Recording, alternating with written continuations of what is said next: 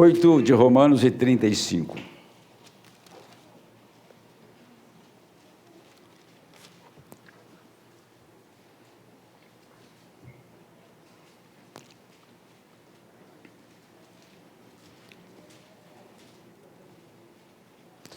O irmão Gil, me pega um texto escrito à mão que tem no escritório para mim.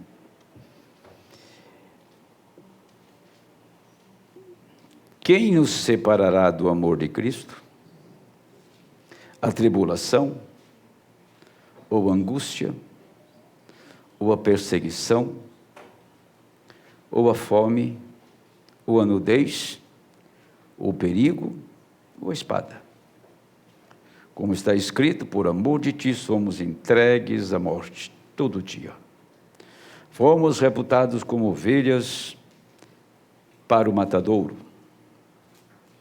Mas em todas estas coisas somos mais do que vencedores, por aquele que nos amou. Porque estou certo de que nem a morte, nem a vida, nem os anjos, nem os principados, nem as potestades, nem o presente, nem o porvir, nem a altura, nem a profundidade, nem alguma outra criatura nos poderá separar do amor de Deus, que está em Cristo Jesus, nosso Senhor. Que grande afirmação, que convicção, que segurança deste homem, de escrever essas grandes palavras, que para nós é um refrigério, que para nós é uma injeção de ânimo. Nós sofremos e nós somos perseguidos, fome, nudez, que Paulo passava nas prisões, nas viagens, nas perseguições. Satanás moeu aquele homem em pedaços. Nunca foi capaz de fazer Paulo ter uma atitude de desencorajamento, de medo. Nunca teve uma atitude de desânimo. Sempre animado, corajoso, lutando por este evangelho que chegou a mim e a você. E o evangelho de Paulo foi completamente estabelecido, restaurado para nós através do mensageiro.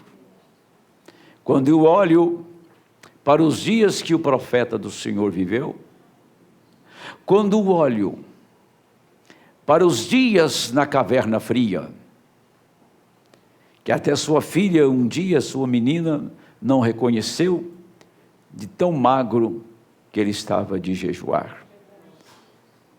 Estão distante da família por longos meses, no trabalho do Senhor. O Senhor gastou aquele homem, cada pedacinho dele, todo o seu tempo, todos os seus dias, suas forças físicas, sua paciência, tudo o que houve com ele, o Senhor o capacitou. Se o Senhor capacitou Paulo, capacitou o irmão Brana, e aqueles que foram perseguidos nas eras negras, de entregar suas vidas, o Senhor nos deixaria, o Senhor nos abandonaria, nos deixaria, ó Deus, olhando para o horizonte, sem uma esperança. O Senhor tem nos visitado de uma maneira muito especial nesses últimos dias, e a sua presença é notória, a sua presença é quase que tangível, aqui neste lugar. Quando desce a inspiração e nós vemos uma grande unção tomar o pequeno rebanho, e aqui tem uma igreja sólida, firmada no Senhor, uma igreja fiel, Que coisa boa eu vi naquele dia. Fiel e bom servo, entrai no gozo do Senhor. Ó doce voz, preciosa voz, que um dia ecoará entre as montanhas, ecoará dos céus à terra, uma chamada para subir, ir para a presença do Senhor. Meu Deus, que o Senhor unja a sua palavra nesta noite, sabendo, ó Pai, o que significa, o que representa estar em comunhão contigo.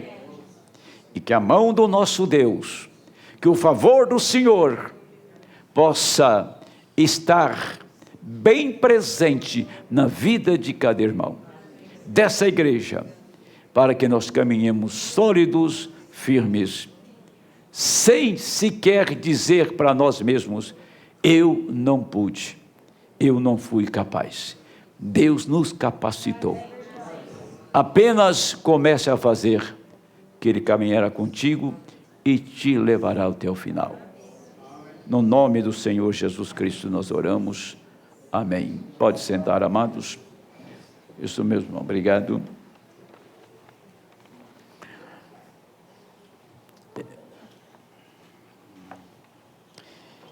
Eu tomei uma palavra aqui, eu estava meditando, chamou bastante minha atenção. Quando o Senhor falou para duas pessoas a mesma palavra, e com resultados diferentes. Antes de eu prosseguir, quero desculpar com os obreiros. Nós tínhamos uma reunião e eu não fui capaz de fazer, porque o tempo não foi hábil, tá? E vou avisar vocês da futura. E os músicos também, cantores e assim por diante. Ele disse para um homem assim: lembre-se sempre, aceite aquela voz que diz: segue-me. E você sempre fará o que é certo. Eu creio que você fará. Eu confio que vocês. Lembre-se, sempre Jesus, aquela voz estava viva na terra. Ou aquela voz está viva na terra, diz o profeta, nesta noite. A voz de Cristo está viva na terra, nesta noite. Da mesma maneira que cada palavra que nós falamos está viva ainda. Quando aquela voz vai pelas ondas do ar, veja, você tem um transmissor aqui que envia a voz. Você é o transmissor que envia a voz. Agora, você necessita de uma estação para captar esta voz. O profeta diz que aquela voz que falou para o jovem rico: vem e segue-me, nunca apartou dele. E quando ele morreu perdido, ainda aquela voz soava: vem e segue-me. Agora tem um outro homem que ele falou a mesma coisa, mas com resultados diferentes. Cada pessoa que escuta o Evangelho tem um resultado. E o resultado depende da sua disposição. O resultado depende da sua aceitação. O resultado depende de você abraçar ou rejeitar. Porque na era Laodiceia encontramos dois grupos. Um grupo que é frio. Outro grupo que é quente. E um grupo está no meio, que é morno. O Senhor disse que o grupo frio tem oportunidade, tem chance. Mas que o morno não tem chance não. Vou vomitar da minha boca. Foi isso que ele disse. Eu não aceitaria que eu fosse carimbado com a palavra morno, carimbado com uma palavra tímido, medroso, incapaz. Tudo que eu propus a fazer na vida, se não fiz bem, não foi por falta de esforço, pois eu fui até o fim. Tudo que peguei para fazer, eu terminei. Casei e estou terminando meu casamento. Terminando assim, né? Não estou divorciando da Sônia, não. Dá para pensar que eu estou divorciando, né? Estou terminando na idade, na velhice. Estamos com 40 anos de vida conjugal. E feliz.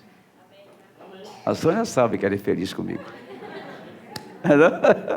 Ela sabe que é feliz comigo. Às vezes até que eu sou agitado, eu não sou agitado só, eu sou agitado em casa também. Quando eu falo com a Antônia, até a Antônia pensar, eu já fiz. Cadê a Antônia? Não está aqui não? Não, quando eu peço uma coisa é para sair, gente, ou sai ou racha. Não pastor, sabe que vai dar? Dá, vai e faz. Se não der, você tentou, poxa. Se você não tentar, você nunca vai saber se deu ou não. É isso? Se você quiser vencer, é por aí o caminho. Né, Davi? Cadê o Davi? Firme aí? Sem sono? Então, tá bom. Escuta aí. Davi conversa abertamente. Pastor, o senhor está pregando, estou dormindo, mas estou ouvindo tudo. Eu vou na aula, na faculdade, e durmo na aula, pastor. Depois eu corro atrás dos vídeos para saber o que o professor falou. Esse camarada de Burma é um gênio, viu? Um homem que consegue dormir e assimilar as coisas ao redor. Camarada, né?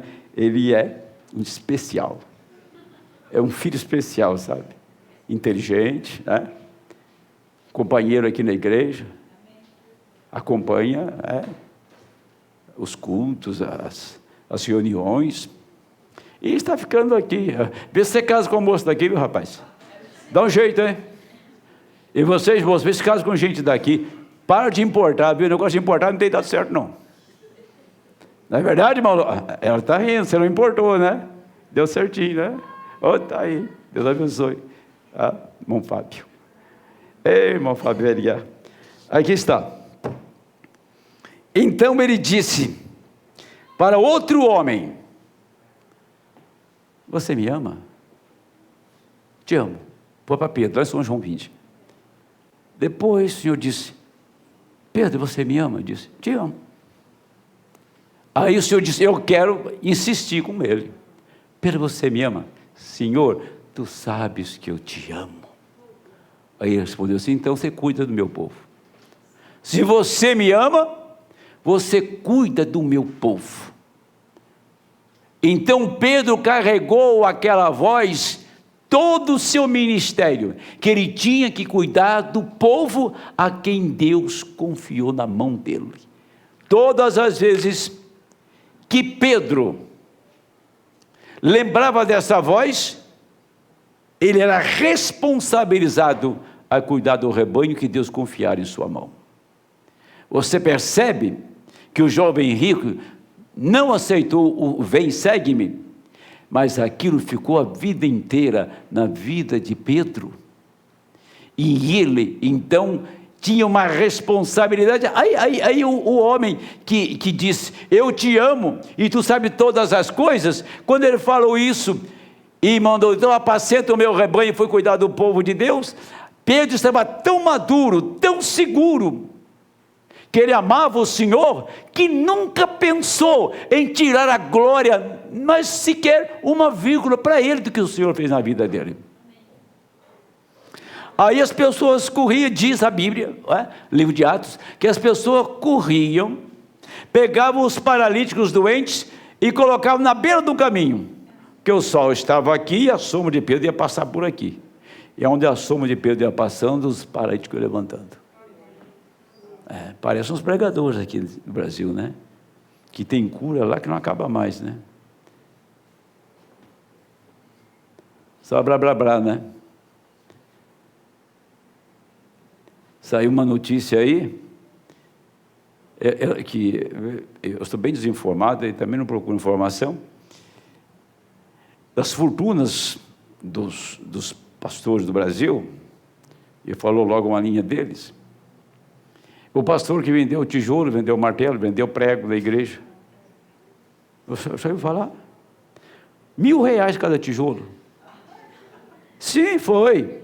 R$1.000 cada martelo, mas não é martelão, senão martelo em miniatura, assim. Ele ia comprar um caminhão de martelo para dar para 50 mil pessoas?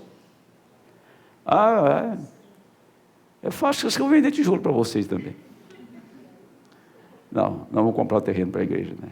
Depois a gente vai mexer com tijolo, né? Por enquanto, agora a visão primeiro aonde pôr a casa, depois a gente se vira, né?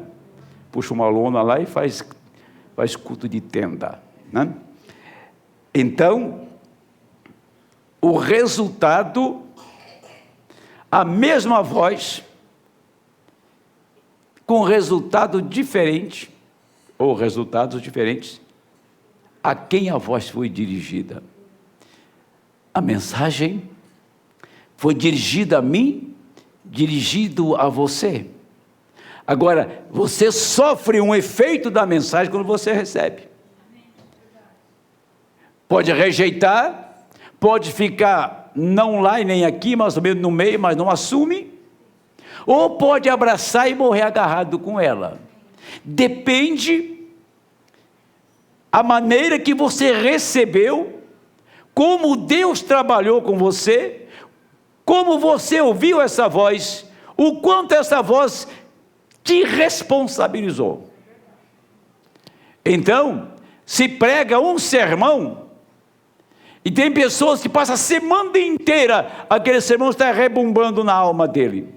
O outro sai no portão ali, já esquece tudo. Nunca prestou atenção. Nunca foi de interesse. Então é a maneira que você recebe, porque o profeta diz que a voz de Cristo está viva hoje na terra. Está viva em sua igreja. Está viva em nosso meio. E se essa voz está viva, então deve ter ouvidos para ouvir esta voz. Como diz, né? Se você me ama, então apacenta minhas ovelhas. Aí que eu mandei o Policarpo escrever, me escreve esse título ali que veio agorinha, estava dirigindo, o Policarpo escreveu. Se eu errar, o Policarpo fala, cadê o Policarpo? O Policarpo já sumiu, e acho que eu vou errar. No final de cada oração, não, eu esqueci. Ele escreveu, está no celular dele. Obrigado, é isso mesmo. No final de cada oração, Deus faz uma pergunta. Você pode orar quantas vezes você quiser. Quando você termina, Deus faz uma pergunta. Agora, cabe a cada um responder a pergunta que ele fez. Cabe a mim responder a pergunta que ele fez. Porque não tem uma oração que Deus não escuta. Todas elas são ouvidas. Você fala, eu oro, e não tenho resultado. É porque você não quer resultado. Porque se você quisesse resultado, você tinha. É porque você ora, e quer que Deus faça da maneira que você pensou. Mas aquilo não é a maneira de Deus. É que nós não nos ajustamos na maneira dele. Quer que Deus ajuste a nossa maneira. E ele quer te lapidar, ele quer cortar os pedaços e pôr você na forma dele.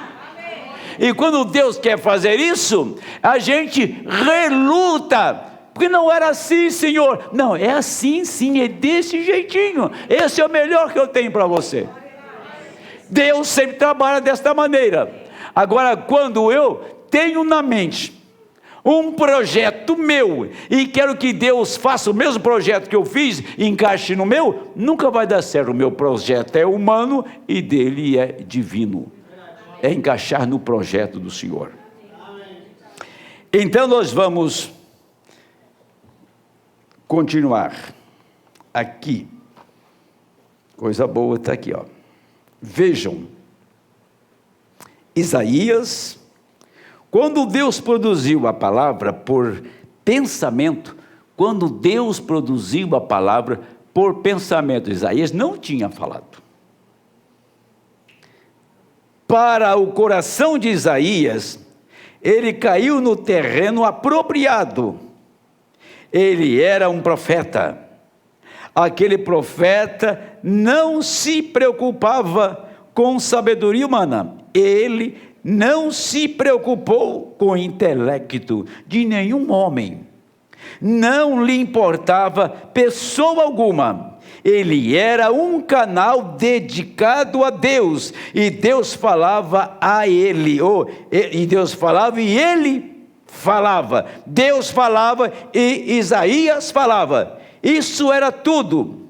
Não importava que ferisse, não importava que não ferisse, não importava se parecia loucura, não importava se não parecia loucura. Não fazia nenhuma diferença para ele. Era Deus, não o homem. Então, vamos tomar isto aqui, dentro do texto que nós lemos. Isaías, para chegar publicamente e fazer uma afirmação, que Deus, vou falar o que a Bíblia diz, que Deus seria uma casa, um homem dentro de um ventre. Porque quando ele falou, eis que uma virgem conceberá, tudo bem, e dará à luz um filho, tudo bem, mas o que ele disse? Ele será Emanuel. Emanuel é Deus. Que loucura! Esse homem está dizendo que Deus vai ser homem, ainda vai nascer de uma virgem. Para pensar, gente. As coisas de Deus são incomuns, e nós queremos que Deus fique tão comum com a gente, mas não é assim. Não é de causar estranheza, não, a maneira que Deus age. Agora, aqui está. Primeiro, Deus seria homem. Para o judeu, aquilo é uma loucura, só conhecia o pilar de fogo. Segundo, que esse Deus viria através de uma mulher. E em terceiro, que a mulher seria virgem. Aí complicou tudo. Aí não encaixou nada. Deus ser homem e Deus vir por uma mulher e essa mulher ser virgem. Mas Isaías chegou e escreveu no seu livro: eis que uma virgem conceberá e dará à luz um filho, o seu nome será Emanuel, que quer dizer Deus conosco, ponto. Ele não estava preocupado de tamanha loucura que aquilo representava, parecia para os olhos do povo. Ele tinha recebido, tinha convicção que Deus tinha falado, ele ouviu a voz de Deus. Agora, quando nós escutamos a voz de Deus, Ele não vai passar a mão na sua cabeça não, e ficar tão compadecido que você é um coitadinho sofredor. Deus não tem coitadinho não. Deus não tem coitadinho sofredor não. Deus tem um povo na terra privilegiado de ouvir a Ele, de falar com Ele, e de obedecer, e de operar a sua vontade através da nossa vida. Se nós estamos pensando que Deus está com dozinho da gente, olha, você vai quebrar a cara com isso. Que Deus não precisa disso. Deus não é humano para ter dó. Deus não é humano para ficar pesaroso. Mas se o problema não dá certo, Ele vai lá e resolve. Não resolve? E por que Ele não resolve o seu problema? Pergunte para Ele. Por que acontece situações, condições em nossa vida? Por quê? Por que muitas coisas acontecem que aquilo te incomoda, te perturba, e te deixa irritado? E Deus não tira aquilo. E Deus não tira. Você fala, Deus está vingando de mim. Deus está com a sua mão pesada sobre mim, porque o quadro não muda. Ele sabe, se o quadro for mudado, você toma outra atitude pior. Então ele te mantém quietinho lá. Ele te mantém quietinho lá, e você está esperneando, ele está só olhando. Mas ele sabe a hora que ele tem te refinado, ele sabe a hora de te liberar, ele sabe a hora de te encher com o Espírito Santo, ele sabe a hora de te libertar, ele sabe a hora de entrar na sua vida. Agora Paulo, tendo essa experiência, falou, olha, quem vai me separar do amor dele? Deixa, se ele me rejeitar, eu continue com ele. O profeta disse, se ele me mandasse para o inferno, lá do inferno eu o amaria. Amém. Então, a tribulação, a fome, a nudez, a perseguição, nada vai fazer com que eu afaste e separe do amor de Deus, que é manifestado através de Cristo. Sermão desconecto. Mas tem pessoas que não podem nem sequer fincar um prego no pé, que já fala, eu vou mais na igreja não, estou com... Fincou um prego aqui, fala para o pastor, quando passar a dor do prego eu vou. Valente, é? Exemplo de fé esse tipo de gente, né? Não é assim. Deus, Ele sabe quanta luta você tem, e Ele está com você nas suas lutas. Quando chega a perseguição, Ele não sabe que você está perseguido. Quando chega a nudez, Ele não sabe que você está nu. Quando chega a fome, Ele não sabe que você está com fome. Deus está alheio, de braços cruzados, e Deus está contente com o seu sofrimento? Não é assim. Quando nós recebemos uma punição de Deus, e que Ele faz isso, se é filho Ele faz, conforme está lá em Hebreus 12, porque Ele vai trabalhar com essa massa, Ele vai trabalhar com este barro, Ele vai tomar isso, vai quebrar inteiro, e vai fazer tudo de novo, segundo a sua vontade. Agora, quando nós passamos por esta condição, que chamamos uma condição terrível, até deprimente, quando passamos por isso, você, se é um cristão nascido de novo, isso não vai te intimidar, isso não vai te amedrontar, isso vai te dar coragem.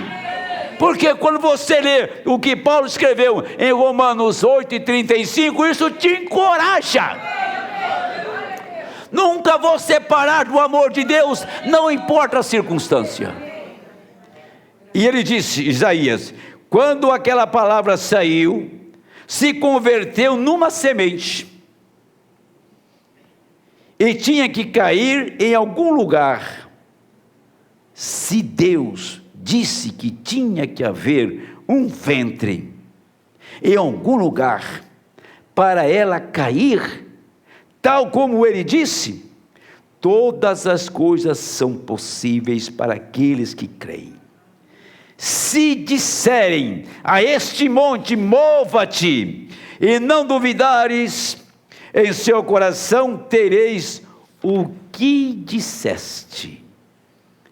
Tinha que estar em algum lugar, isto é correto, tinha que estar em algum lugar.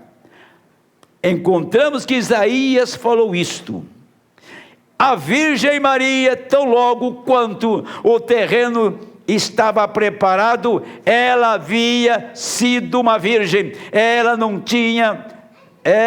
não havia dado voltas por aí, o terreno já havia sido preparado, ou predestinado, pelo preconhecimento de Deus, disse: ela será uma virgem. Justamente então, Deus sabia qual seria seu nome. Seu nome estava no céu, no livro da vida.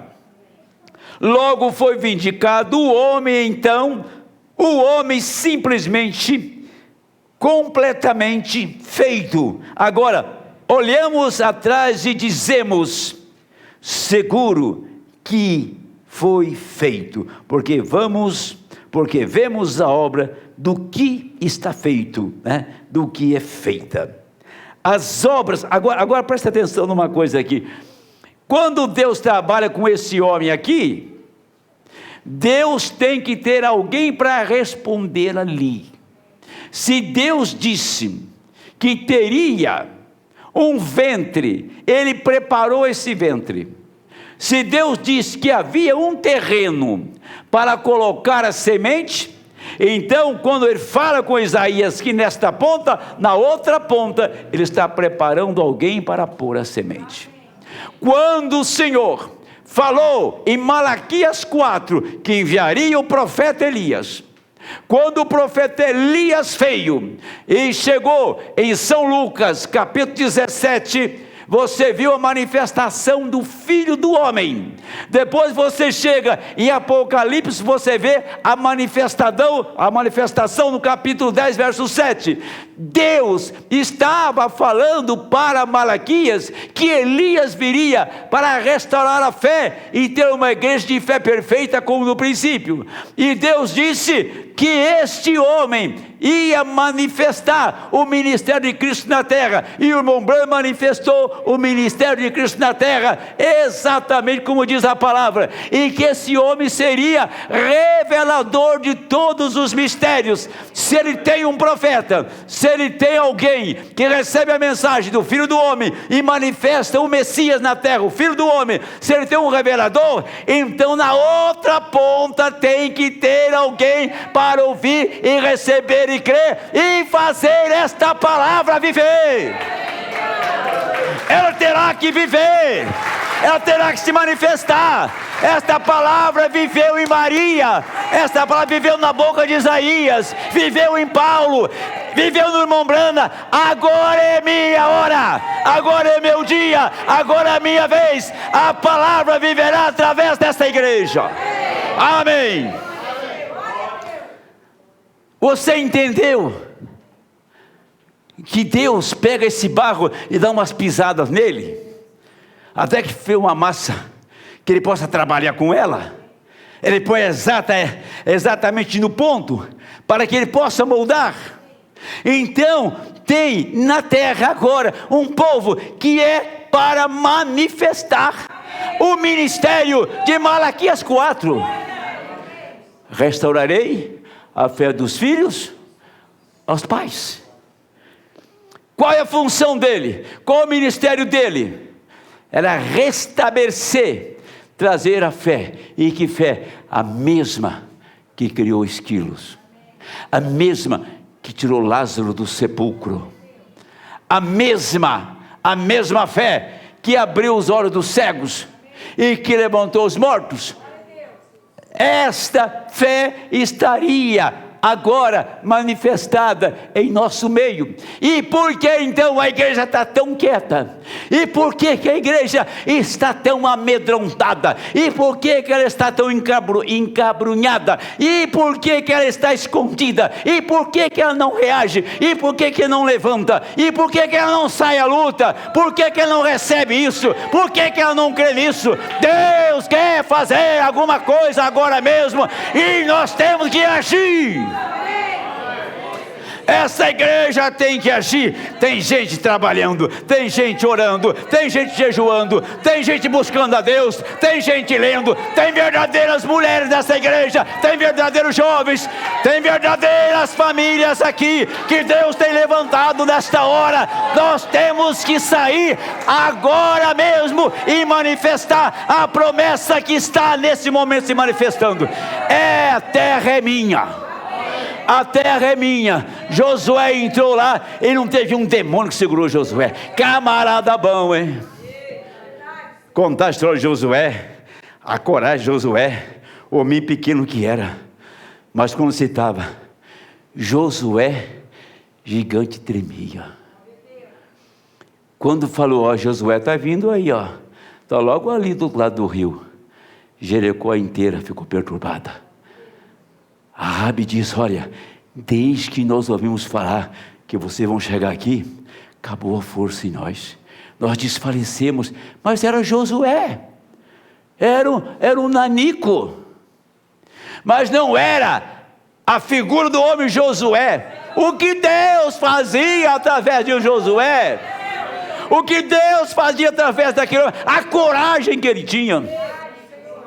Um pequeno homem que arrancava a cabeça de gigante na espada, que limpou a terra e que pôs Israel no seu lugar, estabeleceu. O Espírito Santo veio nesta era, entrou no meio dessa confusão religiosa, entrou no meio dos pentecostais, enviou sua palavra e tirou uma igreja para fora, para estabelecer na palavra, para estabelecer na terra, para levantar uma igreja que pode ir à guerra, porque o capitão está conosco.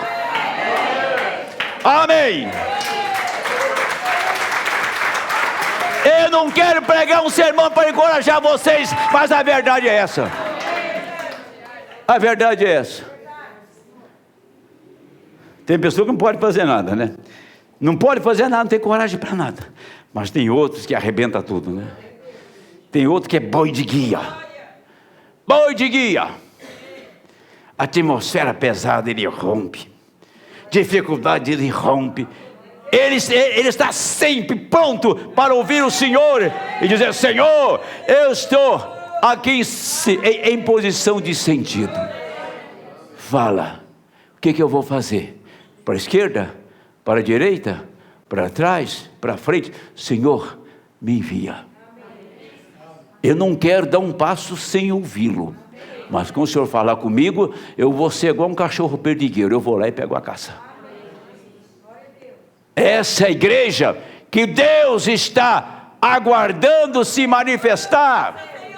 A igreja que não tem dia frio, nem quente, nem chuva.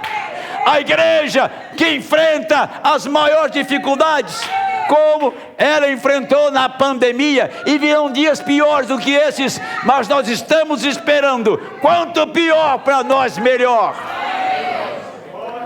Ou vocês acham que a coisa vai ficar nessa maré aí, um tirinho para lá, um tirinho para cá, um míssil cai ali, uma bomba explode ali, destrói um quarteirão, morre tantas pessoas, e eles estão lá, mas espera lá, gente.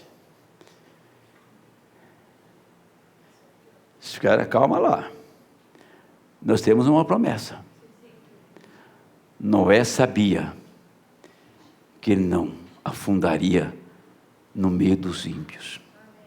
Noé sabia que quando a chuva caísse, ele tinha um refúgio. Agora a porta da arca era tão grande, eu falei, eu fiz a porta, agora fechar que é o problema, né? Ninguém vai me ajudar. A hora que eu entrar, como é que eu puxo isso aqui? Eu não tenho um guincho para puxar, porque a porta era enorme. Poxa, passou um animal grande lá. E eu não conseguia fechar a porta. Mas Deus disse, Noé, entra. Ah, Senhor, mas como é que vai ser? Deixa que eu tenho uns animais ali na selva que são predestinados para não morrer também. Deus predestinou os animais que entraram na arca. Ele tinha os pares contados. E aqueles animais, o profeta compara com o terremoto lá na Índia. Quando o terremoto ia acontecer, no dia seguinte, nesse dia aqui na véspera, não tinha nenhum animal em volta dos muros. Porque eles tinham sentido o cheiro do enxofre. O cheiro do enxofre, porque quando vai ter um terremoto, então começa a exalar enxofre na região. Sentiram um cheiro de morte, eles afastaram dos muros. Quer dizer, sentir um cheiro de morte, você afastou do muro que você estava encostado na sua religião, na nossa religião, no nosso comodismo religioso, em sua denominação, você sentiu um cheiro de morte, mas tem uma voz sobrenatural que diz: sai dela, povo meu, sai daí. E você saiu, encontrou refúgio, encontrou um lugar seguro, você encontrou a palavra. Os animais foram para o meio do campo. No outro dia, sacudiu toda a Índia, os muros ficaram em pedaços. Se Deus pode avisar animais irracionais que vai ter um terremoto, avisar os animais que ia ter um dilúvio, não te avisa não? Você que é um ser racional, que busca Deus, Deus não tem te avisado que a Rússia está prontinha para meter uma bomba naquele povo? E o profeta disse que antes que uma bomba caia, a noiva vai embora. Que tempo é esse? Oh Deus, acorda esta gente. Um dia eu paro de gritar com vocês, porque a minha voz vai silenciar, mas enquanto eu for vivo, vou berrar. Tem muita gente que está dormindo, sim, dormindo mesmo. E eu quero que você acorde. Essa é a minha missão, acordar os que estão dormindo. Você, pense nisto, na minha loucura, né? No meu jeito de ver e pensar. Veja bem isto. O que aquele animalzinho pensou? Tem uma arca lá, eu vou entrar nela. O problema é ele se acertar com Noé, né? E se o leão quisesse fazer a refeição de Noé? O tigre. O problema era a comunhão deles. Era eles se encontrar.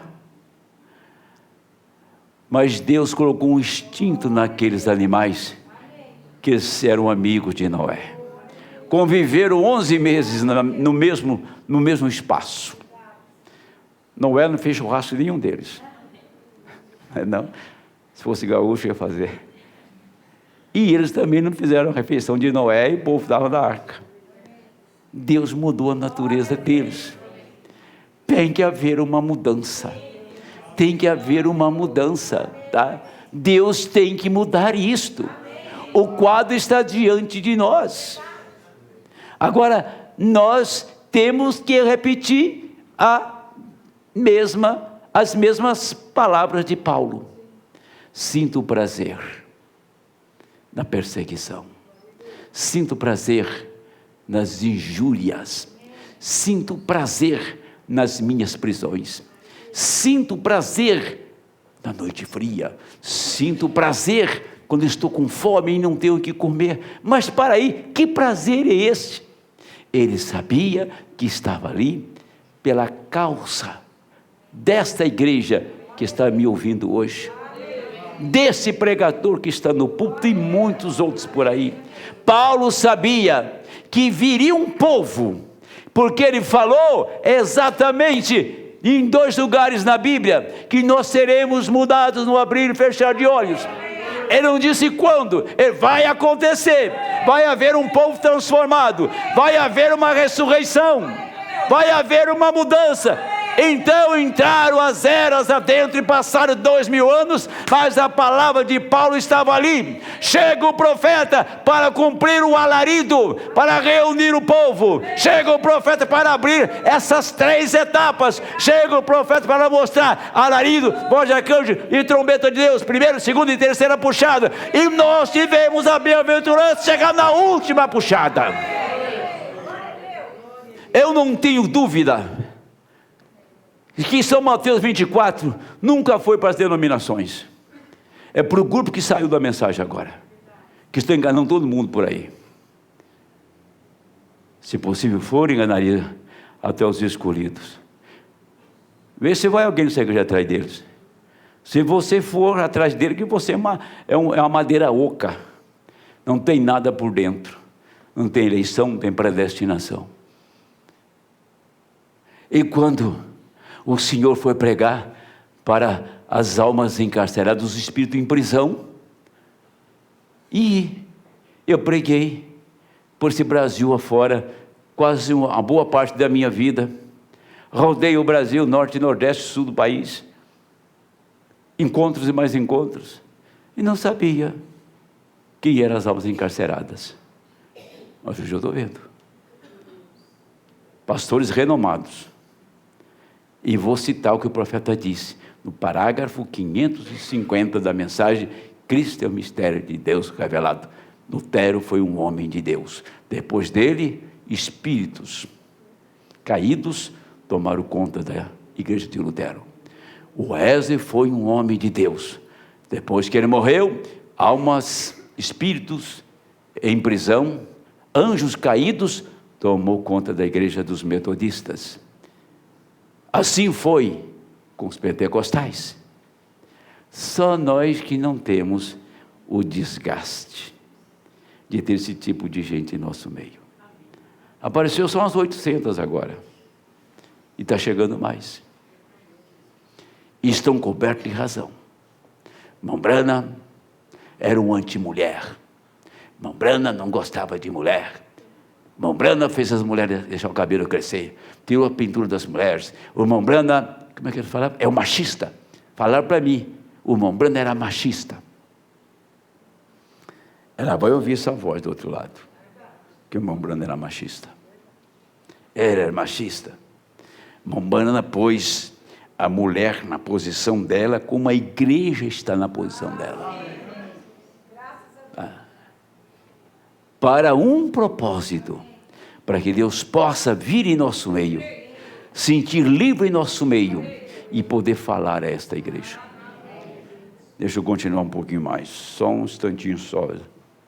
Está quase chegando a minha hora. As obras de Noé expressavam aos homens qual era a sua fé na promessa de Deus. Deus encontrou a Noé, ele disse: Noé, vai chover, vou destruir toda a terra com água. Agora, nunca havia chovido, isso era impossível. Bom, agora Noé tomou e disse: prepara-me uma arca nas dimensões que eu te darei. E ele, sendo um carpinteiro, foi trabalhar e começou a medir e acrescentar e todas as coisas para cortar as tábuas e preparar. Agora, podem vocês imaginar que as pessoas pensavam daquele homem? Eles diziam: esse homem está louco porque diz que vai trazer água do céu e não a água lá em cima. Porém, vejam vocês que Noé não pensou naquilo. Suas obras estavam expressando às pessoas qual era a sua fé no que Deus disse e o que sucederia.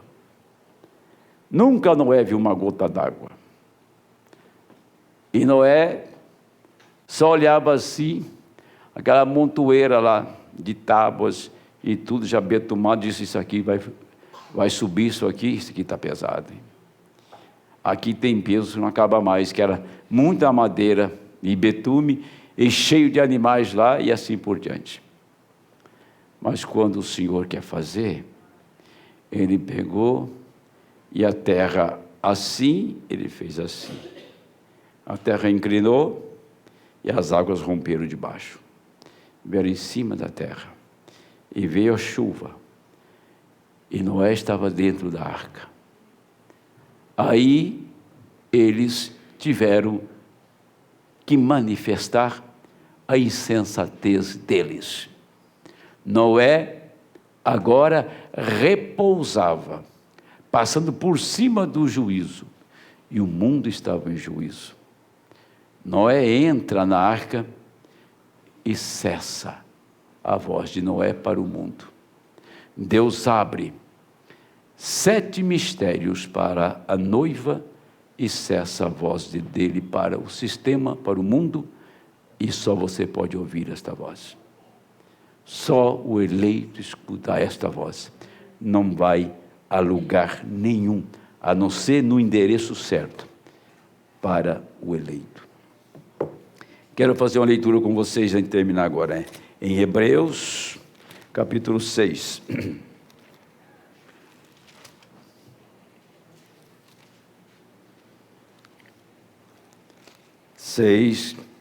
Do 13 até o final. Nós falamos da ousadia de Isaías. E vamos ver o que Deus fez aqui. Porque quando Deus fez a promessa a Abraão, deixa eu ver aqui, está certo. E quando Deus fez a promessa a Abraão, como não tinha outro maior por quem jurasse, jurou por si mesmo, dizendo: certamente, abençoando, te abençoarei, multiplicando, te multiplicarei. Assim, esperando com paciência, alcançou a promessa. Porque os homens certamente juram por alguém superior a eles. E o juramento para confirmação é para eles o fim de toda contenda. Eu juro que não vou te perturbar mais. Eu juro que não vou fazer mais isso.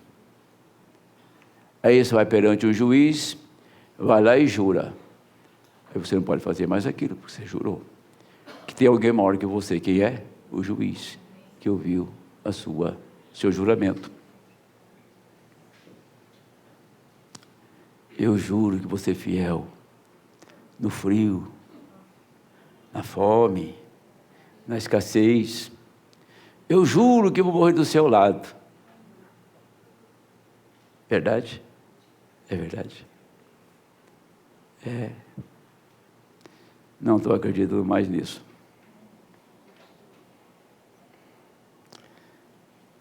Fica do lado até o circo pega fogo.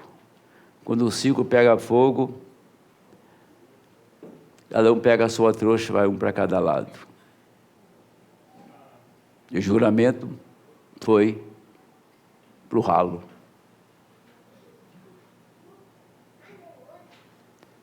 Tem pessoa que é inconsequente,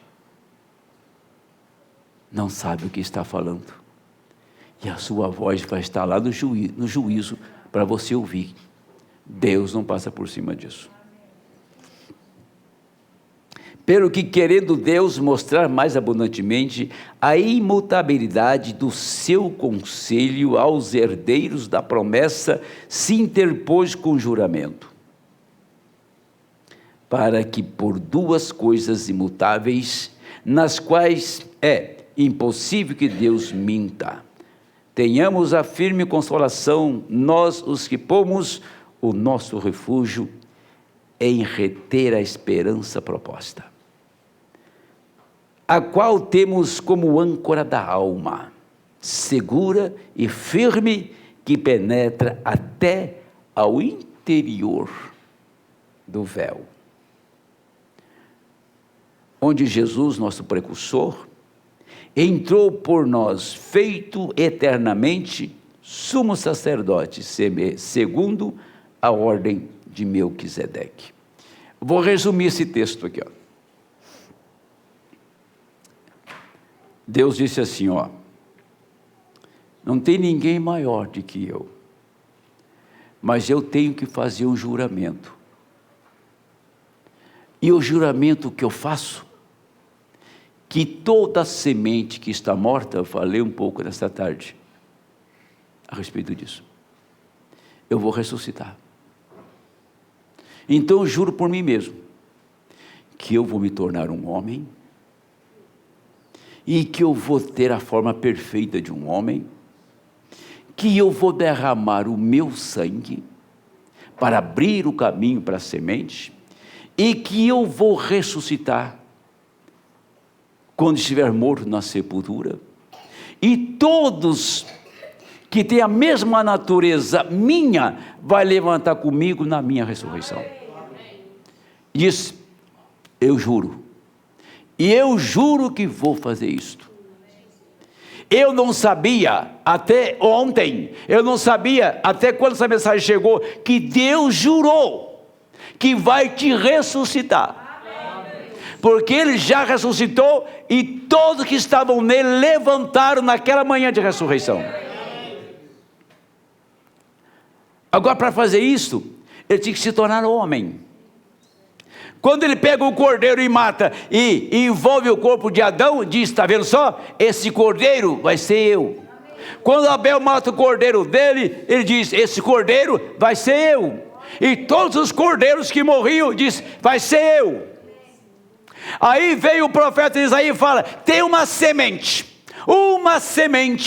palavra que vai entrar no ventre de uma mulher e vai gerar um corpo. Esse corpo vai ser Deus. E Deus vai lá, pega aquela mulher, prepara aquele ventre, coloca um homem de idade para ser seu noivo, para salvaguardar aquela vida. E Deus vem através de Gabriel e fala, você é agraciado do Senhor, o Senhor é contigo, você vai conceber e vai dar à luz um filho. Ela diz, como será, Senhor? De que jeito vai ser isso? Descerá sobre ti o Espírito Santo. Acabou. Vamos saber por que o batismo em nome do Senhor Jesus Cristo em Atos 2:38 e batismo Pai, Filho e Espírito Santo, São Mateus 28:19. Vamos procurar, vamos esquadrinhar a Bíblia, vamos questionar a Bíblia, vamos questionar os 7 anjos, vamos questionar a nuvem, vamos questionar o pilar de fogo, vamos questionar as 7 visões do irmão Brana, vamos questionar o irmão Brana que andou pragiando o Larkin. Maria não perguntou, mas quem te falou isso? De onde você arrumou isso? Quem é o seu mensageiro? Quem é você? Ele era um homem. O que falou que Maria não era para ter um asinho assim, um anjo. Um homem apareceu para ela e ela, Gabriel, disse, eu venho trazer boas novas para você. Ela ouviu o anjo, recebeu a palavra sem questão, sem questionamento. Ali estava o ventre, a palavra que veio na mente de Isaías, entrou no ventre de Maria, formou um homem, ele sai dali, ele cresce, ele morre para a nossa redenção, derrama o seu sangue. Agora o que aconteceu? Aquela semente que Deus jurou que levantaria, Deus enviaria a sua palavra em completa totalidade, porque passou todos os períodos, passaram todas as estações, e agora não tem mais nada a não ser colocar esta semente no celeiro. Tudo está terminado. Agora tem um ventre que gerou este homem em Cristo, que gerou esta mulher em Cristo. Onde está esse ventre? Não é de Maria, não é de Isabel, não é de ninguém. Chamado ventre do Espírito Santo. Ele tomou a sua alma e ele entrou nesta alma, ele selou, porque o sangue limpou de todos os nossos pecados, ficamos livres. E quando você está redimido, ele vem e te sela até o dia da redenção. Então tem uma casa que te espera lá, e tem uma semente aqui que vai tomar aquele lugar. É impossível que não aconteça, porque Deus jurou sobre esta promessa. Então haverá um arrebatamento, e este arrebatamento estará sobre o juramento de Deus, que Ele vai tomar essa semente, como Ele arrebatou Jesus da terra e levou para o céu. Depois de 40 dias, Ele tomará essa igreja e levará da mesma maneira. Agora deixa eu terminar.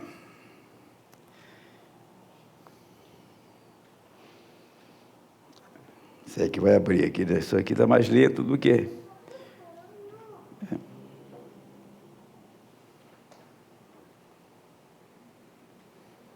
Não vai abrir. De vez em quando dá essa zebra aqui.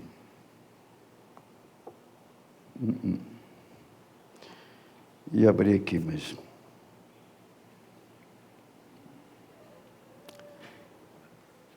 Deixa eu dizer uma coisa para vocês para encerrar. Quando eu escrevi o que está aqui, foi pensando em um assunto muito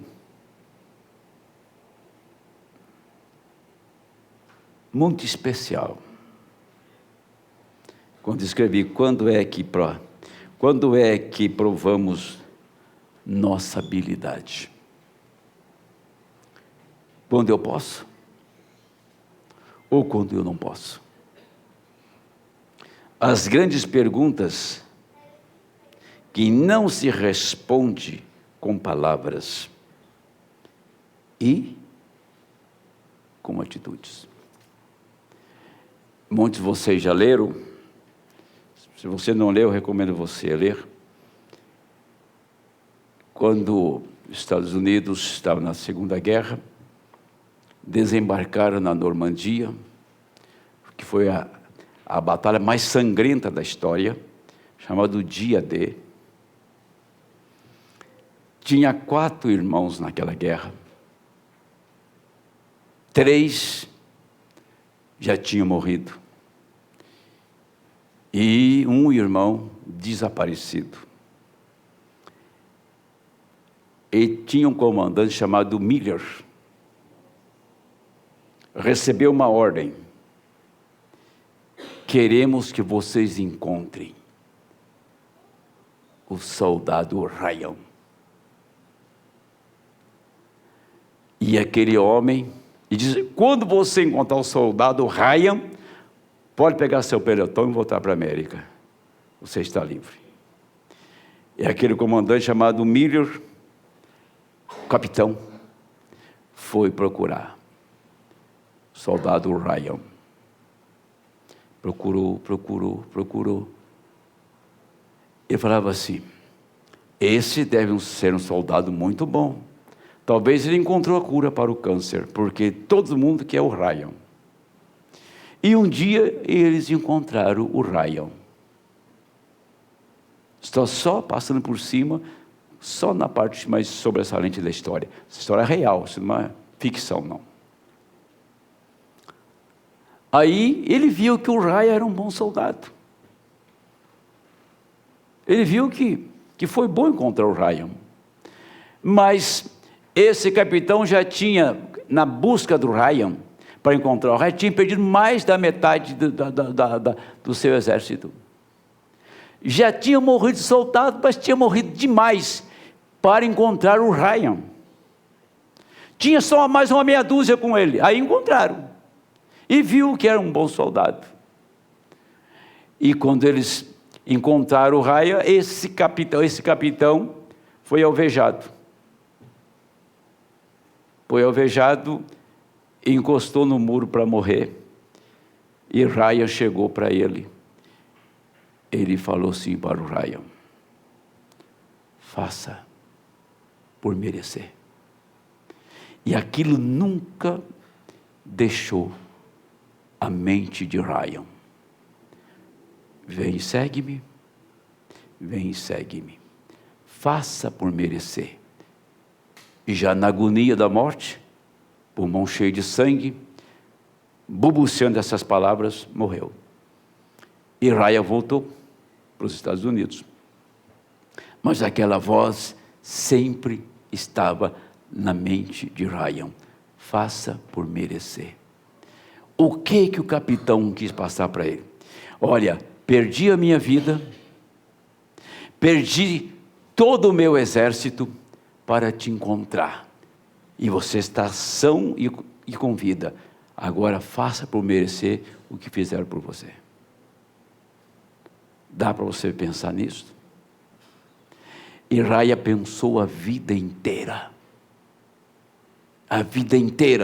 criou sua família.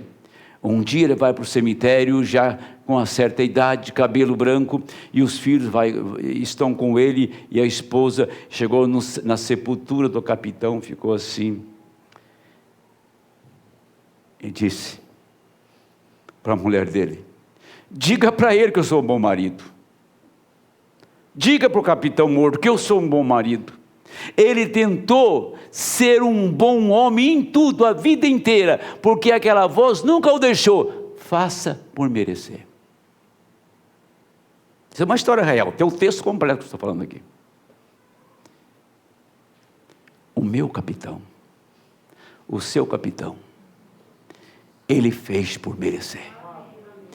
A minha vida, o meu trabalho, a sua vida, o seu trabalho, a sua luta, não quando você pode, quando você não pode, mostra que você crê nele. Ele fez por merecer todo o louvor, toda a honra, toda a glória. Ele fez por merecer os meus gritos na plataforma, merecer esta igreja que está aqui, uma igreja lavada no seu sangue. O meu capitão falou e fez. Agora eu olho para ele e digo: ele fez por merecer louvor, honra e glória de uma igreja lavada no seu sangue, que recebe o seu Espírito e que estará no arrebatamento. Faça por merecer, e ele fez por merecer.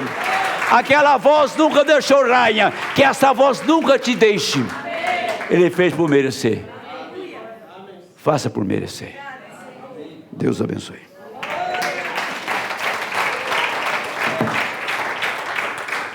Vamos ficar em pé em nome do Senhor.